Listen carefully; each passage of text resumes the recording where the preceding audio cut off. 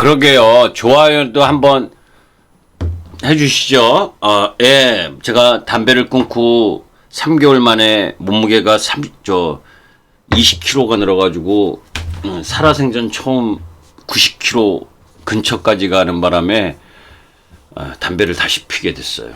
딱 1년 쉬었다가, 몸무게가 살이 너무 쪄서,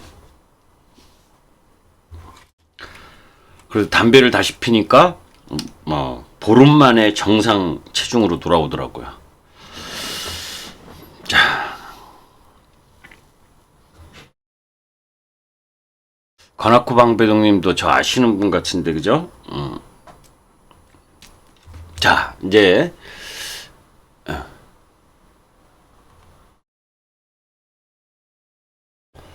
그래요. 우리 잠시 쉬는 1분, 이제 1분 남았는데 쉬는 동안에 구독, 좋아요도 한번 눌러주세요.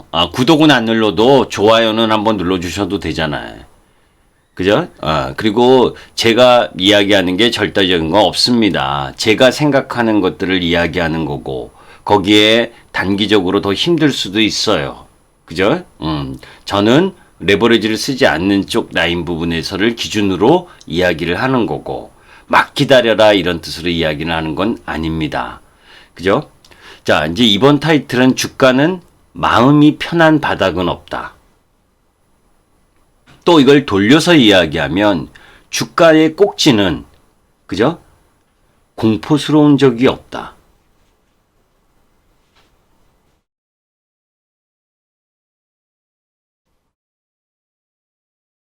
기억난다. 달콤이님. 예. 무슨 이야기인지 이해하시죠? 주가가 막 올라가고 있는데, 꼭지가 나오고 있는데, 정점이 나오고 있는데 공포스러운 적 있어요, 여러분들? 없잖아요. 1월 달만 해도 전혀 공포 못 느꼈잖아요. 그죠? 근데 이제 지금은 마음이 편하지 않죠. 바닥치고 공포스럽지 않은 적은 없습니다.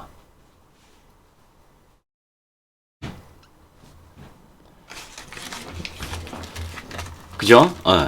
자, 이제 좀 진도를 빨리빨리 나갈게요. 그래서 어쩔 거냐? 어떻게 해야지 가장 좋은 방법이겠느냐? 그죠? 시장도 아까 유가나, 한 이야기를 안 했네요. 그죠? 환율. 그죠? 환율도 여러분들께 이미 이전에 예측을 하면서 말씀드렸었던 이 차트 그대로입니다. 그죠? 기억나실 거예요. 김재용님! 한번 연락하라니까 연락을 안 하네, 행동주의자님. 자, 코로나 때문에. 이게 추세로 내려왔는데, 환율이 이렇게 내려오고 있는 상황. 환율이 반등하면 외국인이 들어올 수가 없다. 그죠? 이게 하락 채널이었어요. 하락 추세. 그죠? 그러면서 여기서 외바닥, 쌍바닥 만들면서 환율이 올라오고 있잖아요. 그러니까 외국인 매수의 배동이, 매수세가 들어올 수 없는 근거라는 거예요. 자, 그러면 얘의 흐름, 이제 월봉으로 한번 보면, 그죠? 얘가 지금 이 라인 부분에서, 이거 이미 그 전에, 제 행동주의자님, 말씀드렸었던 거예요. 그래서 4분기에 이렇게 급격하게 환율이 떨어졌기 때문에 우리나라 중소기업들의 1,4분기 실적이 예상보다 조금씩 안 좋은, 대기업도 마찬가지고 환율의 영향이 컸다. 근데 환율이 반등이 들어왔어요. 그죠? 저는 얘가 올라오면 요 1,150원 내외 근처, 여기에서는 꼬꾸라질 거라고 저는 봐요. 그죠? 1,150원 정도. 그러니까 한 17원 정도 더 올라갈 수 있는 여력 정도는 있어요. 그러면 이 환율의 정점과 유가의 정점과 그리고 그 속에서 시장 지수의 저점이 나올 가능성이 높다는 겁니다. 이해되죠? 그죠? 이 포인트를 봐야 되는데, 그러면 왜 여기서 더 세게 올라가지 않을 것이냐라고 보는 부분은 아까 국채 금리하고도 다 연결돼 있어요. 미국 시장 부분에 있어도 마찬가지고, 미국의 경기 회복 속도가 1, 4분기에 다소 다른, 가장 중요한 유럽보다 조금 못할 거라고 생각했는데 오히려 유럽보다 더 나을 거라는 수치 흐름이 나오면서 달러 강세가 이루어지고 있는 상황이거든요. 그것도 기저효과가 일정 정도 반영되면서. 그죠? 그렇기 때문에 우리 시장에 원화가 약세를 지금 보이는 거고, 원화 약세를 보이니까 외국인들이 매수세가 못 들어오는 거고, 그죠? 그런 가운데에 주구장창, 작년 12월 24일 이후에 계속해서 매도하는 연기금 애들, 그죠? 그 비중 13조를 매수했는데 14조, 이제나 14조, 15조 정도 매수했죠. 아직도 남아있는 14조, 15조를 케어를 해주려면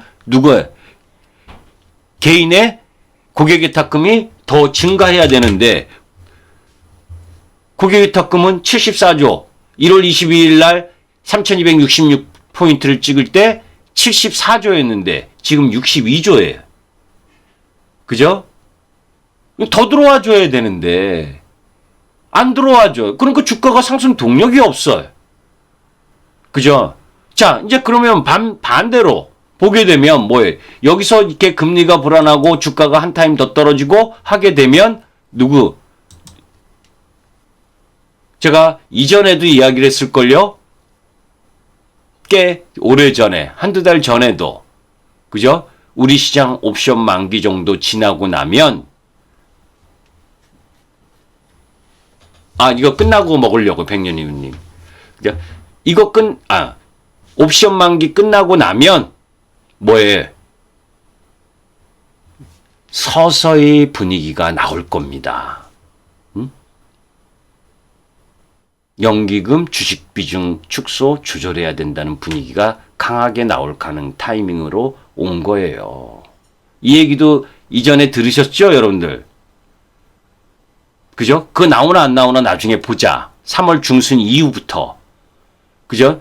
위험자산이라고 하는 주식 비중을 가지고, 그죠? 대한민국과 중국, 인도, 미국, 이런 순서 흐름으로 경기가 회복되는데, 우리나라 비중은 줄이고, 해외 비중은 늘린다라고 하는 부분, 이거부터가 어불성설인데, 주가가 떨어지고, 그런 가운데에서 주린이 여러분들의 원망이 강하게, 누군가에게는 화를 풀어야 되는 부분이다. 아까 1월 22일 날 3266포인트 나올 고점 찍을 때 금감원에서 이례적인 증시보고서를 통해서 3300포인트 돌파하면 과열이다라고 이야기했던 것처럼 만약 2900포인트를 깨면 그 얘기가 나올 가능성이 높다라는 겁니다. 반대의 이야기가. 그러면서 국민연금이 조정 보여도 국민연금의 비중, 이 조절을 합리적으로 해라. 이런 이야기가 나올 가능성이 높다는 것을 이미 이전에 이야기했어요. 그 위치로 가야 된다. 그 위치로 가야 국민연금이 비중의 탄력성을 조절할 가능성이 높다. 그것까지를 염두에 둬야 된단 말입니다. 그리고 4월로 넘어가는 거고. 그래서 그 전에도 여러분들께 박스권일 때 계속 이야기했었던 게 5월 3일 공매도 재개. 이 부분, 그죠? 개인 투자가들은 공매도 그건 중간 생략하고 결국 그 공매도라고 하는 심리적 부담까지 쫓기게 되는 그런 부분들로 올 수 있는데 그 부분에 대해서 너무 크게 우려하지 말아라. 아셨죠? 그래서 궁극적으로 여러분들께 이야기하면 지금은 이 박스권의 막바지 구간에 진입한 거예요. 딱 흘러내릴 모습이잖아요. 그죠? 딱 지수가 딱 흘러내리는 모습으로 와 있잖아요, 지금. 그죠? 선척동자가 봐도 이거 박스권 여기 하단 깰 것 같이 딱 와 있잖아요. 그런데 여기에서부터 이제 들어가는 겁니다. 자, 나스닥. 미국 시장이 제가 아까 파월 연준 의장의 이야기를 했고 그러면서 계획 카드가 지금은 정책 위반자의 입장에서 과열도 시킬 그러니까 정책 위반자의 눈으로 시장을 바라보면 너무 빨리 올라온 것도 부담되지만, 그죠? 만약에 여기서 주가가 더 내려가서 자산의 거품, 자산의 버블, 이게 깨져도 힘들어요. 바라지 않는 거라고요. 연준은 속도 조절을 원하는 거지, 급격하게 하락을 해서 더 내려가는 것도 원치 않습니다. 여기서 빨리 올라가는 것도 원치 않고, 그리고 제가 보는 기준에 그죠? 이 월봉에서 이 정도, 그러니까 금요일 조정 라인 요 있죠? 요 마디, 요 시작했었던 요 라인, 요 정도 조정받으면 된다. 그죠? 그 얼추 다 왔어요. 그러니까 한 번 다시 내려와도 우리 시장이나 아시아 시장에게는 다소 충격. 왜? 우리 시장은 월봉이, 음봉이 하나째고 얘네는 두 개째니까. 그걸 뭘로 보느냐? 아까 여러분들께 테슬라, 그 이전에도 테슬라 주가 보여드렸었잖아요. 그죠? 테슬라 주가를 이야기를 하면서 테슬라가 나스닥이 신고점을 경신하는데도 못 올라갔다. 그건 떨어져야 된다는 얘기죠. 그죠? 테슬라의 주가를 한번 봅니다.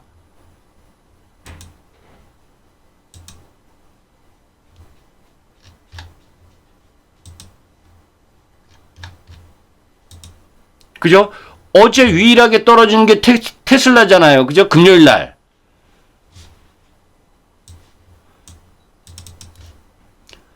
그러니까 이런 거죠. 이거에 비트코인 가격이 단기 고점을 쳤던 게 언제입니까, 여러분들? 테슬라가 비트코인에 일론 머스크가 투자했다. 그런 얘기 나오고 뭐 또 누가 투자했다. 이런 얘기 뉴스, 좋은 뉴스가 나오니까 단기 고점 쳤죠? 그죠?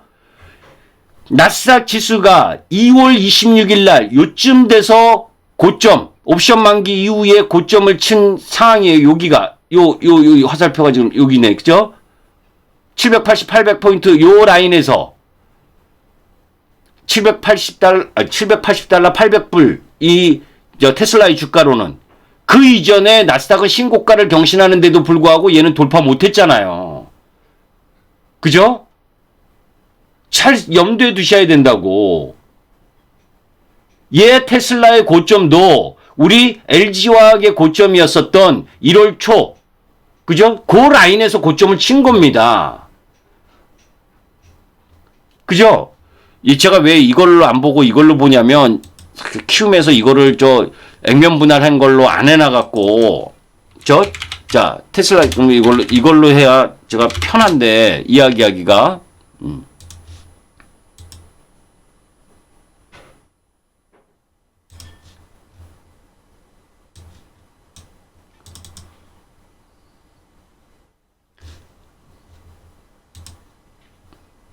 자, 아까 2월 26일 옵션 만기 때 고점이 나왔다 그랬잖아요. 나스닥은. 그죠? 옵션 만기 전날. 3일 전에. 2월 26일이면 언제입니까? 요때죠. 그죠?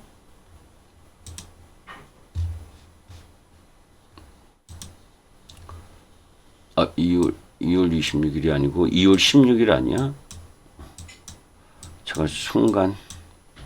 2월 16일. 그죠? 2월 16일. 좀 이상하다 했어요. 2월 16일 날 고점이 나왔는데, 여러분들 2월 16일 날 테슬라의 주가를 보세요.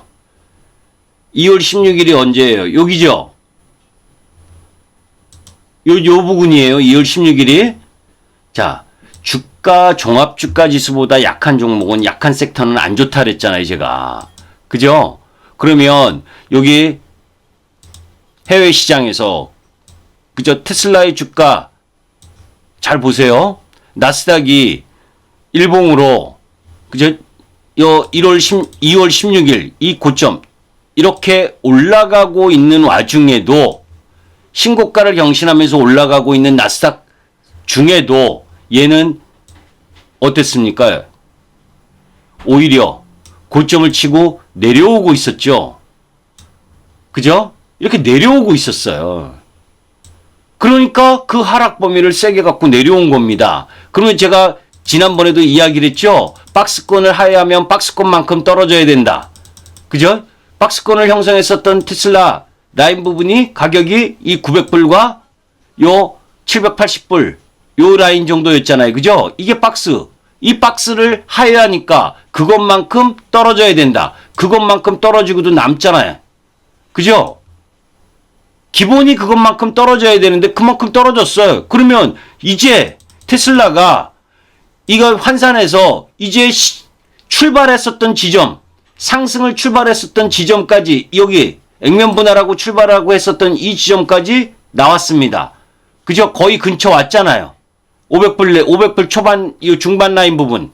그러면 여기에서 테슬라에 이렇게 떨어지면서 악재라고 하는 그게 이제 우리 2차 전지하고 같이 영향 미치는 악재, 뭐 차량용 반도체가 부족해서 전기차를 생산 일부 못 만든다는 악재 나왔지. 그죠? 거기다가 또 뭐예요? 미국 내 시장에서 내연기관 차들, 내연기관 업체들이 전기차 드라이브를 걸어서 2024, 2025년에 엄청나게 신제품을 내놓고 그런 가속 흐름 속에서 내연기관차들의 반격이 일어나면서 미국 시장 점유율이 테슬라가 독보적으로 1등을 하던 게 뭐예요? 점유율이 축소되고 있다. 이 악재까지가 나온 겁니다. 아주 자세하게 설명해주고 있잖아요. 떨어지는 이유들을. 그런 이유들에 의해서 떨어진 거. 그죠? 일론 머스크가 비트코인 투자한다고 그러면서 그것까지 다 했을 때 그렇게 막 투자하고 좋아 보이는 타이밍이 고점이었다면 이제 악재에 떨어져서 그런 이야기들이 막 나오고 하는 부분, 이런 부분들이라면 얘가 올라왔었던 이 월봉에서 무리하게 액면 분할하고 쭉 올라왔었던 상황 흐름 속에서 2달 조정을 받았으면 그죠? 여기서 매도할 부분은 아니죠. 이제는 늦었죠. 이미. 그죠? 제가 테슬라를 사자 그 의미 아닙니다. 테슬라의 이러한 흐름 때문에 뭐예요? 우리 시장에 있어서 2차전지, LG화학을 비롯한 뭐예요? 2차전지 주도 섹터 1월 11일 날 고점이 나왔었던 LG화학이 그리고 그 관련 부분들 그죠? 그 부분들이 1월 11일 얘는 1월 14일에도 똑같이 막 105만 원을 찍었지만 사실은 1월 11일 날 먼저 고점이 나와서 내려온 거잖아요.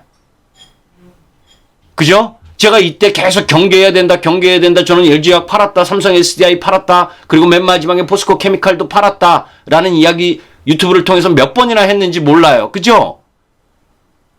왜? 여기선 가만히 들고 있는 구간이 아니니까.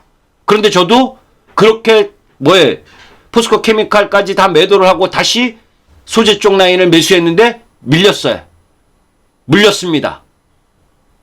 어떤 종목인지는 이야기 안 해요. LG화학 아니고 삼성 SDI 아니고 포스코 케미칼 아닙니다. 그런데 물렸어요. 그런데 겁 하나도 안 납니다. 왜? 이런 타이밍에서 매수한 게 아니고 적어도 2달 음봉 라인을 준 자리에서 매수를 했으니까. LG화학으로 기준으로 보면 이런 위치에서 매수를 했으니까. 이렇게 올라갈 때 매도하고 이런 라인에서 매수를 했다면 왜 겁내냐고 도대체.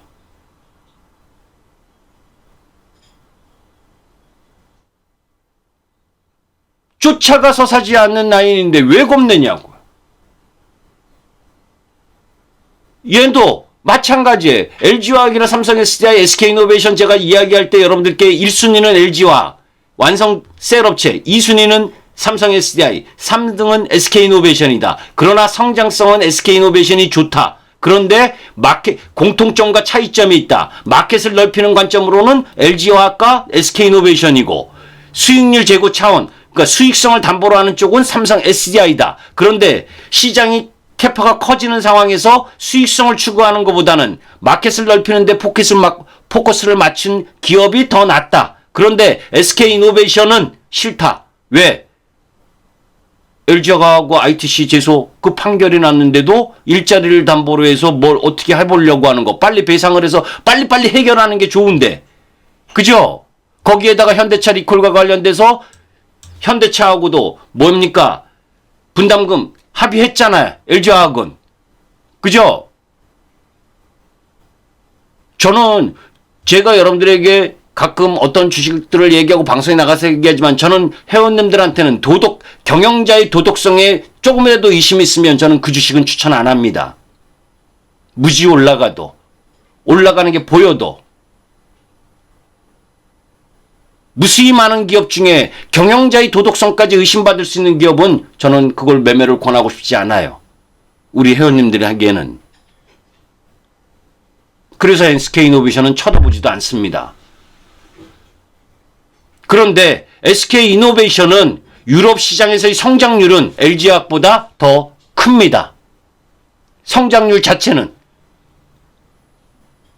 그러면 왜 지금 2차전지 쪽이 전체적으로 약하느냐? 유럽 시장이 전년도 2020년 4, 4분기까지 월등하게 시장 점유율을 올려놨어요. 그러니까 뭐냐? 판매 대수가 큰 폭으로 증가하면서 1, 4분기의 판매 증가율은 4, 4분기보다 못해요. 그런데 우리 시장에 있어서 LG화학이나 삼성 SDI, SK이노베이션 이쪽 라인이 뭐예요? 유럽 쪽 비중이 크고, 그죠? 중국 쪽 비중은 적잖아요. 그런데 지금은 2차 전지 쪽 라인 부분에서 전기차가 많이 팔리는 성장 흐름을 구사하는 건 CATL을 비롯한 중국이란 말이에요. 중국이 2020년에 전기차가 덜 팔렸기 때문에 그 라인 부분이 지금 회복되면서 성장하니까 CATL에게 1등 자리를 마켓시어를 LG화학이 내줬고, 그런 부분 때문에 지금 1, 4분기 조정을 보이는 거예요. 예, 조정 보이는데 뭐 이상 있습니까? LG화학 조정 보이는데 이 정도 올라왔는데 이 정도도 조정 안 보이면 뭐 맨날 에베레스트 산을 100m 달리기 꼭대기까지 올라가야 돼요? 아주 자연스러운 조정이다. 그죠? 언제 샀느냐가 중요한 거지. 이 종목이 이렇게 올라와서 이렇게 조정을 보이는 게 지금 이상한 이유는 없다는 거예요. 그럼 밀리면 사야죠.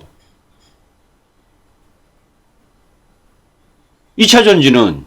그죠? 그런데 SK이노베이션을 사고 싶은 마음은 없다. 합의가 된다면 적어도 1조 5천억, 2조 요 안팎에서 합의가 된다면 그때 가면 SK이노베이션도 그 관심에 고려를 해보겠다. 그런데 지금은 그렇지가 않다. ITC 판결문 엊그제 나온 걸로 보면 그죠? SK이노베이션 살맘 쏙 사라지잖아요. 그죠? 다 보셨을 거 아닙니까? 그런 뉴스들 관심 있었으면. 그거 어떻게 사요? 미국에 10년 동안 못 팔고 그게 완전하게 잘못됐다라는 게 나와 있는데 또 이런 얘기하면 또 뭐야 잘못 얘기했다고 또 그거 할라. 지난번에 제가 그 유튜브에 SK이노베이션 이야기하면서 도덕성 뭐 이 얘기를 해서 그런지 그 영상이 안 좋은 영상이라고 이야기하던데.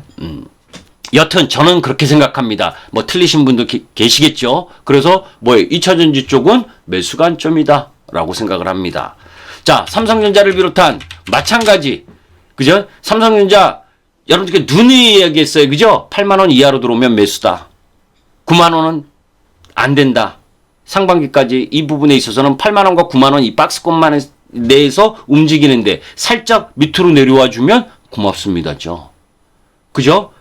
주가가 내려와서 생각이 바뀌지 말고 주가가 내려오는 시점이 더 매수의 시점으로 바라보는 부분에 와 있는 거예요. 이렇게 과격하게 올라갈 때 그 마디에 얘도 한마디 나 한마디 왔어.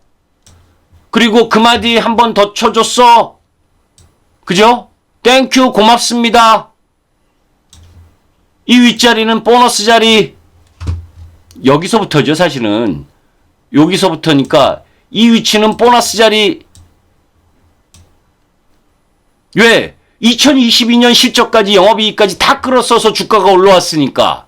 그죠? 지금은 기간조정 가격조정 지치는 사람 떨어져 나가라.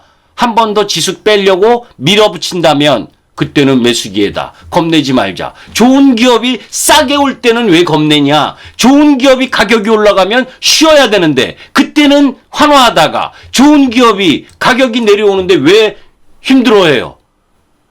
옵션 만기 때문에 지수를 누르러 내려온다면 그때는 사자. 현대차, 기아차 마찬가지. 그죠? 기아차도 마찬가지다. 애플 때문에 올라온 거 이거 그래. 애플 때문에 올라온 너 그거 빼도 2012년 5월 2일 날 86,800원 고점 찍던 날 그때 2012년 그때 실적 그때의 영업이익 이번 올해 내년 충분히 달성할 수 있다. 그러면 86,800원 이상에서는 있어야지. 그죠? 형만 하나 없다고 대접 못 받는 것도 억울한데. 그죠? 지금 가격 조정 충분히 보였다. 저는 변함없습니다. 기아차는 86,800원 이하라면 그저 시간의 문제. 왜? 이 애플 때문에 올라왔었던 이 물량들을 소화하는 과정이 필요한 거예요. 지금 밑에서. 왜? 여기 애플 때문에 확 여러와 같이 매수한 사람들이 지금 고민일 거 아닙니까? 이제는 올라가도 고민이요. 지수가 빠져서 내려와도 고민이요. 올라가면 계속 매도 나올 거요. 떨어지면 겁나서 나올 거요. 월봉에서 이제 한번 음봉인데. 그죠? 월봉에서 이제 한번 음봉인데 이 위에 막 불나방처럼 샀다가 내려왔다고 여기서 흔들고 있고 없잖아요. 겁나는 사람은 여기서 산 몫이지. 여기서 실적이 따라오고 있는데 내연기관차로는 시장 점유율이 5, 6위밖에 현대차 그룹이 안 했지만 전기차로는 테슬라 이후 2등 자리를 노려볼 수 있잖아요. 그럴 자신이 있으니까 애플하고 하청업체로 전락되는 그런 협업을 안 한 거라고 보고, 만약에 그럴 자신이 없었다면 애플의 하청업체는 업체를 자청하고 들어갔어야죠. 그렇지 않겠어요? 현대차, 기아차의 이름으로 품질과 가격 경쟁력과 전기차의 경쟁력, 수소차의 경쟁력이 없다면 하청업체 하는 게 낫죠. 그런데 그걸 안 했다는 건 적어도 내연기관차는 5, 6위밖에 못했지만 전기차 부분에 있어서는 기회다. 왜? GM이나 포드나 폭스바겐이나 이런 쪽 라인 부분들 그네들보다 2차 전지의 가장 완성셀 업체들을 등에 업고 LG와 삼성 SDI, SK이노베이션 바로 옆에다 놓은 우리 현대 기아차가 성장할 수 있는 스토리를 갖고 있는데, 그러면 적어도 글로벌 시장에서 전기차 2위도 넘볼 수 있지 않습니까?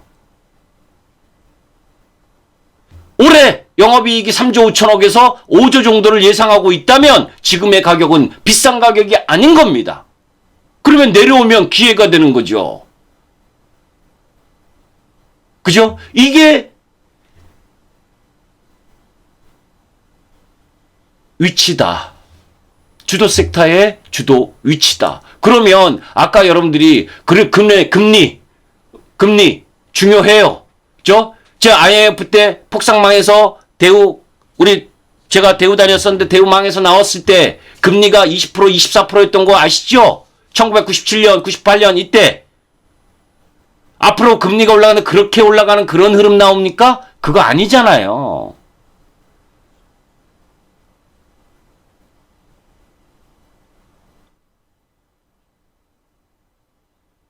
물러설 자리도 그렇게 크지 않다라고 보는 겁니다. 왜? 수급상으로는 안 좋아요. 그죠? 매일 때리는 연기금. 아까 그래서 수급의 변화 흐름이 나타날 수 있는 게 뭐예요? 이 옵션 만기 이후 연기금에 대한 어떤 이야기, 이 뉴스가 딱 나오는 타이밍을 여러분들 이제 신규 진입자들은 그걸 기다리시면 돼요. 그 뉴스 메시지가 나오느냐? 그러면 조금 비싸게 주고 나서 하더라도 그걸 확인하고 사는 게 낫고, 지금 갖고 계신 분이라면 조금 더 내려오더라도 강철 심장으로 버텨야 된다라는 이야기를 여러분들께 말씀을 드리는 거고, 아시죠?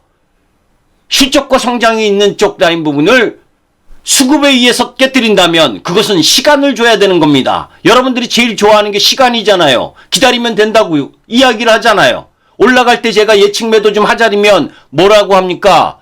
기다리면 더 올라갈 건데 라고 하잖아요. 근데 떨어지면 마음 다 바뀌잖아요.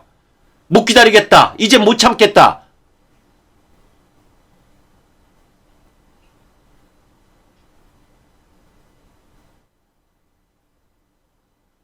주식의 가격이 바뀌면 생각이 바뀌는 건 당연합니다. 당연한데 그 당연한 거를 하지 않을 수 있어야 기회로 삼을 수 있고 역지사지 마음을 가질 수 있을 때, 그래야 남과 다른 투자, 남과 다른 흐름으로 갈 수가 있는 거예요. 주식이 사기만 하면 올라갑니까? 그렇지 않습니다.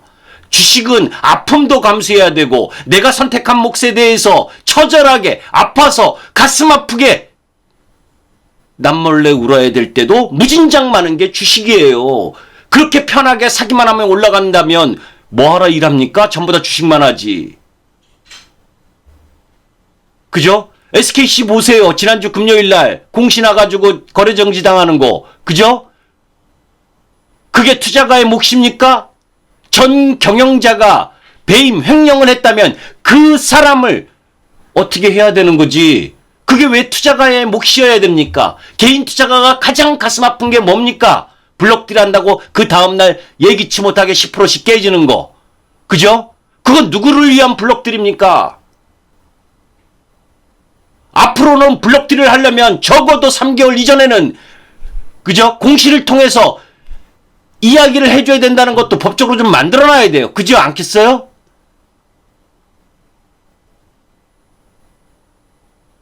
가장 황당할 때가 그럴 때 아닙니까? 그건 여러분들의 잘못이 아니에요. 여기에 정해져 있는 규정인 거지. 그 규정에 맞춰서 해야 되는데 그런 것도 여러분들이 공부를 통해서 그리고 차트를 통해서 그리고 기본적 흐름 부분을 통해서 그것만큼 성장할 수 있느냐 없느냐 이런 것들도 알아가는 거죠. 만약에 우리 투자가들이 개인 투자가들이 제가 그 타이틀에 그죠? 뭐예요? 이거 홈에 뭡니까? 홈이 그게 바뀌었네. 실시간으로 되니까 바뀌었네요. 그죠?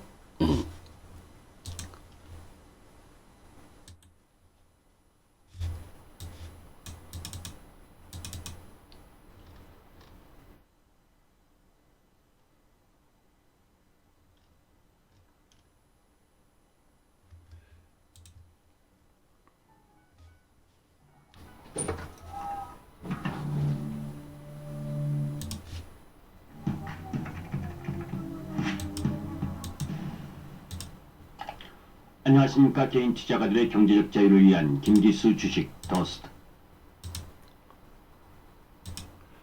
이런 거 괜히 올려드린 거 아니에요. 그죠? 이런 거 괜히 올려드린 거 아닙니다. 한 사람이라도 개인 투자가들이 이런 걸 보고 정말 경제 TV 방송이 이렇게 잘못하고 있는 것을 누군가가 지적해서 조금이라도 바뀌어진다면 그런 것들이 다른 개인 투자가들 주인들에게 좋은 영향으로 자꾸 그 방송들이 발전할 수 있는 겁니다. 그죠? 내일이 아니라고 나하고 상관없다고 무관심하고 관심이 없어 하면 나중에 그것이 내일로 돌아왔을 때 모두 다가 침묵할 겁니다. 그죠? 주식도 마찬가지예요. 주식의 플랫폼이라고 하는 그 부분들을 선량한 개인 투자가들을 더 보호해주고 하는 부분으로 가야 되는 겁니다. 그렇게 가서 건전한 주식 투자 문화가 돼서 그런 흐름으로 지속된다면 지금 들어와 있는 고객예탁금 지난번에 고점을 형성했었던 74조보다도 더 큰 고객예탁금이 주식시장으로 몰려들어올 수가 있고 그런 부분들이 투기적 흐름이 아닌 건전한 주식 투자의 문화를 형성할 수 있고 그런 부분들이 외국인에게 지배당하면서 선물 옵션과 파생 상품의 영향, 공매도의 영향 이런 부분에서 싸워서 이길 수 있는 기본 체력이 되는 거예요. 그런데 나 한탕 마음속으로 한번 개별주 상한가 한번 한탕 이런 마음으로 투자하고 이런 마음의 투자가들을 현혹하는 주식 경제방송이 계속 지속되면 주식을 매매하는 주식을 투자하는 것은 투자가 아닌 투기로 인식될 수밖에 없고 그것은 결국 우리 모두에게 피해를 입히는 겁니다. 그렇지 않겠어요? 우리가 왜 지금 우리가 우리나라에서 가장 좋다고 하는 삼성전자 한번 보세요. 시가총액 500조가 넘는 삼성전자의 지분율 그 좋은 기업은 전부 다 외국인들이 50%가 넘잖아요. 그죠? 삼성전자 50% 지분 갖고 있어. 54% 지분 갖고 있어. 그죠? LG와 44.88% 지분 갖고 있어. 그죠? 현대차 30.65%. 오늘 금융주들 KB금융 67.8%. 대한민국의 1등, 섹터의 1등들은 다 외국인들이 쥐락펴락하고 있는 것 아닙니까? 배당 꼬박꼬박 받아가면서. 그런데 우리나라 개인 투자가들이 이거를 장기 투자하면서 배당받고 한다면 우리가 우리 힘으로 이겨낼 수 있는 거죠. 워낙 우리 개인 투자가의 비중이 너무 작은 상황이다 보니까 맨날 외국인들의 선물 옵션 이 흐름 바라볼 수 없고, 외국인들이 매도하냐 매수하냐 이거 바라볼 수밖에 없고, 그런 현실이잖아요. 누가 먼저인지 모릅니다. 모르겠습니다. 그러나 결국은 시장을 만들어가는 것 또한 개인 투자가의 이번 주린이 여러분들이 많이 들어오셨었던 이번에 바꾸지 않으면 정말 저는 마지막 기회라고 생각해요. 대한민국이 꾸준하게 미국의 나스닥 다우지수처럼 꾸준하게 장기 투자의 흐름으로 성장할 수 있는 부분, 제가 장기 투자를 하겠다는 의미는 아닙니다. 저는 장기 투자는 안 합니다. 주도 섹터가 갈 때까지만 하지. 그런데 그런 문화를 만들어가는 부분에 있어서의 일조를 할 수 있는 계기가 지금의 계기여야 되고, 지금이 그 시점이다 라는 측면에서 저런 것도 올리는 거예요. 단순히 내가 매매에서 매매의 차익 버는 것도 무지 중요합니다. 무지 중요하지만 시장 전반 부분에 있어서 우리도 자본시장의 꽃이라고 하는 주시장에서 외국인 헤지펀드나 이런 부분에서 대항해서 이겨낼 수 있는 힘을 키우는 것, 그것 또한 개인 투자가들이 서서히 만들어가야 될 최종 목표여야 된다라고 저는 생각을 해요. 근데 왜 쓸데없는 이야기를 지금 이걸 하고 있죠? 쓸데없지는 않지만 잠깐 샛길로 빠졌네요. 그죠? 자, 아까 LG화학이나 이런 이야기를 했잖아요. 그죠? 자, 그런 부분에 있어서 항상 먼저 돌아오는 건 대장이 먼저 돌아 나오는 겁니다. 그죠? 그런 흐름들의 연관을 보시면 돼요. 그래서 아까 이제 막바지 정리를 합니다. 물을 먹었는데도 계속 속타네요.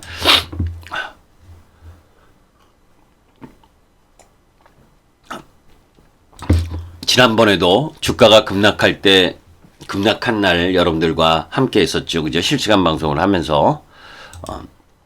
이번에도, 사실, 정리를 하면,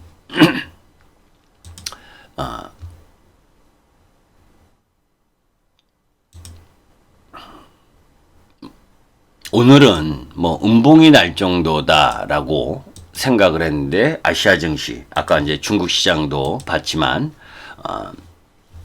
전체적으로 하락봉이 커졌습니다. 그러면서 대부분의 종목이 약세 현상을 보였죠. 그리고 나스닥 선물이 2%대까지 하락했는데 그 근간은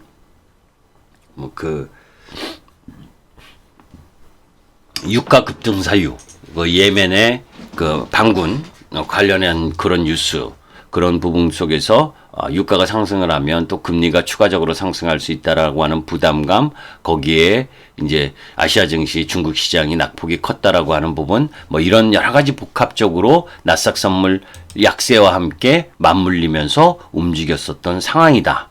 그런데 그 속에서 여러분들이 생각해 보셔야 될 건, 그죠? 아까 여러 가지 부분에 있어서 이야기를 했지만, 궁극적으로 박스권 장세에서 주도 섹터들이 먼저 조정을 보이면서 2달 동안의 조정 부분을 먼저 갖고 왔고, 그런 가운데 이제 막바지 국면에 오고 있는 상황에서 지금 위치를 바꾸는 것은 그렇게 크게 바람직하지 않다라는 부분입니다. 자, 그래서 이 정도로 마감을 하고, 여러분들 지금은 저는 그렇게 생각해요. 그죠? 이 시장에 있어서 시장이 오늘도 수급적인 부분에 있어서는 안 좋았고, 그런 가운데에 자꾸 외국인 매도와 연기금 매도에 의해서 지치다 보면 나중에 포기하고 싶은 타이밍이 딱 오게 됩니다. 그 포기하고 싶은 타이밍이 오늘 종가 그리고 내일 아침 시초가 이 부분이라고 생각을 해요. 그죠? 그러니까 그런 라인 부분들이 들어오는 타이밍에 지금 와 있다. 그죠? 그러니까 이렇게 생각하시면 돼요, 가지롱님. 지금 딱 하나만 비교를 할게요. 뭐냐면 테슬라가 고점 대비 지금 몇 프로 떨어졌나요? 30% 떨어졌습니다. 그죠? 테슬라가 고점 대비 30% 떨어졌습니다. 테슬라보다 좋은 주식이었나요? 신재생에너지가? 이거 생각하시면 돼요. 반대로 딱 생각하면. 테슬라가 고점 대비 30% 떨어졌습니다. 그러면 우리 시장에 잘 나가던 섹터의 조정, 성장 섹터라고 한 부분 고점에서 30%는 기본 떨어졌어야 정상인 거죠? 그죠? 자, 아마존의 주가가 여러분들 떨어졌잖아요. 그죠? 얘도 폭, 부분, 월봉으로 보게 되면 3개월 연속 떨어지면서 하락을 했죠? 어떤가요, 여러분들? 아마존이 지금 월봉으로 계속 옆으로 횡보하고 있는데, 그죠? 요 정도 조종, 얘는 기간 조종으로 가고 있잖아요.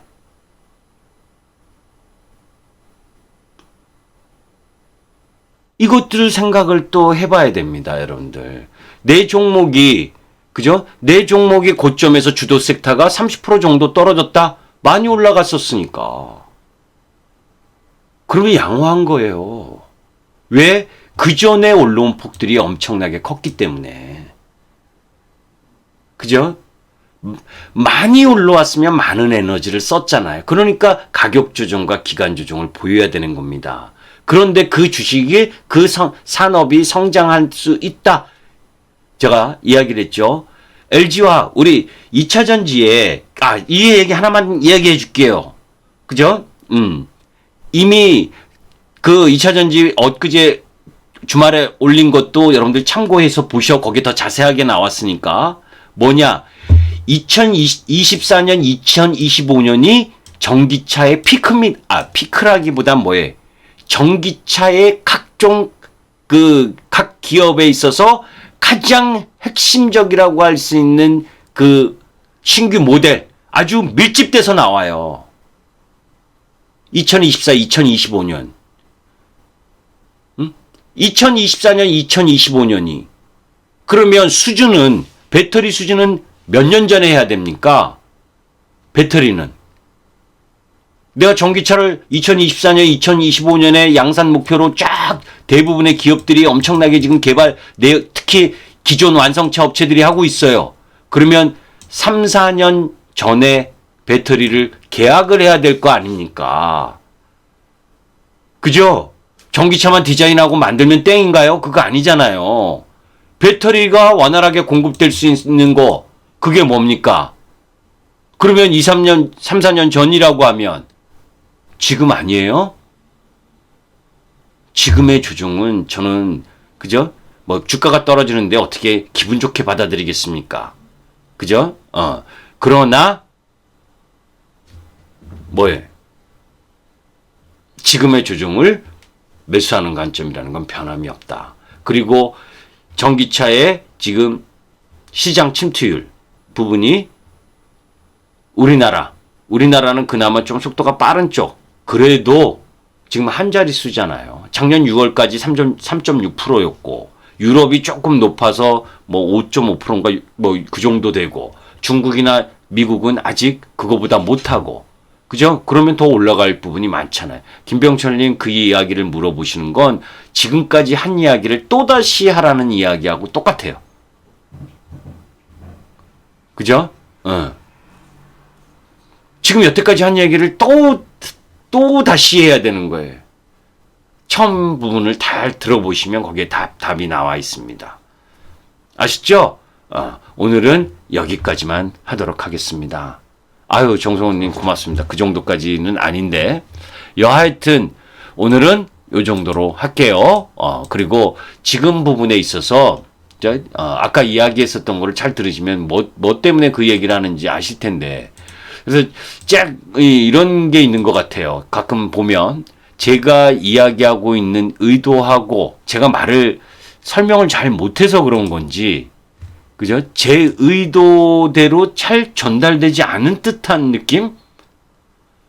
그러니까 제가 막 지금 열이 나서 금리와 저런 유가와 막 이런 거를 이야기를 하고 막 더 올라갈 수 있어도 비중을 조금 줄여야 될 타임과 조금 더 내려와도 비중을 늘려야 되는 타임. 이런 이야기를 다 제가 전달한 의도로 보면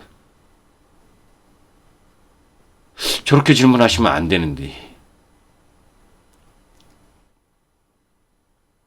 그죠? 그러면 제가 설명을 잘못한 거고. 하여튼 한번 차근히 한번 다시 들어보셔요. 그래도 답을 못 찾으시겠다면 제가 이야기를 할게요. 나중에. 예. 오늘은 여기까지만 하겠습니다. 예. 감사합니다. 여러분들. 괜히 여러분들 소중한 시간을 뺏었나 모르겠네요. 그죠? 도움이 되셨으면 구독은 아니어도 좋아요는 부탁합니다. 아셨죠? 도움 안 됐어도 목 아프게 이야기했는데. 예.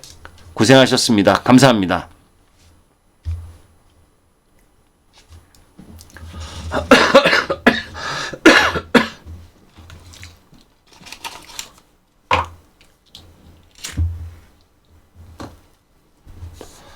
예, 고생하셨어요. 예.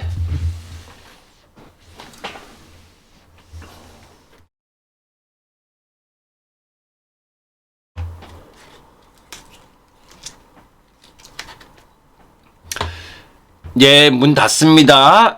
열려진 창 보고 또 자꾸 들어오시는 것 같아서 이제 방송 닫습니다. 예, 모찌님, 리틴서니님, 김보희님, 낯익은 아이디님들이 많으시네. 강감찬 장군님도 오셨네요.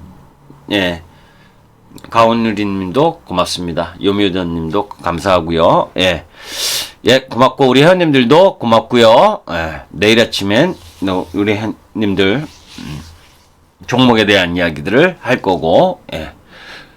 시장이 떨어져서 오늘 여러분들과 함께 했습니다. 아시죠? 여러분들과 함께 하지 않았으면 좋겠어요. 시장이 계속 올라가면 안 해도 되잖아요. 그죠? 예.